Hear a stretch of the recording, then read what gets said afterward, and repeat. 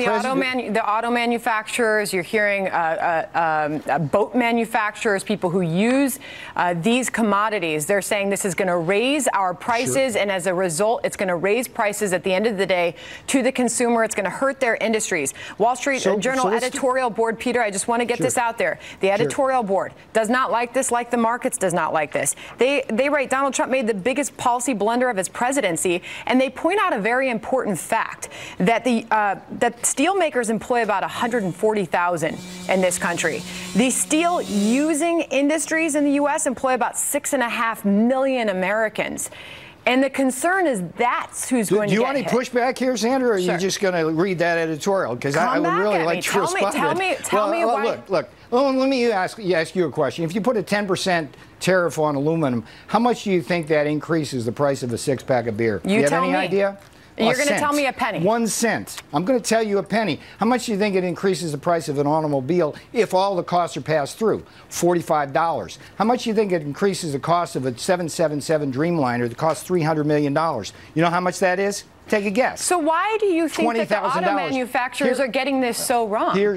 Well, look, they don't like this. Of course they don't like this. But what do? They spin the fake news. They put all this hyperbole out about massive price effects. The reality here is what President Trump said. We need an aluminum industry in this country. We need a steel industry. We need it for national security. We need it for economic security. We need it to employ manufacturing workers throughout our heartland. And this pushback here, I'm telling you, if you look at the problems here that they're saying, big price effects, negligible price effects, we get that. minimal price effects. It was fascinating to hear the heads of those companies meeting with the president at the White House yesterday, AK Steel, U.S. Steel, and they said, we're not looking for a trade war here. We're not protectionists. They said we just want a level playing field, and we hear that, and we know that this president hears that. He tweeted this out this morning, Peter. We must protect our country and our workers.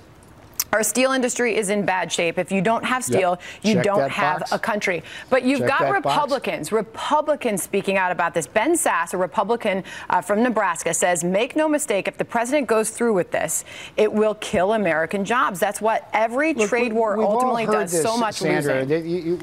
You're putting all this stuff out. Here's the reality. In 2016, the president ran against 16 other Republicans. All of them were opposed to his trade policies. They were all, quote, free traders who don't care about the American manufacturing worker.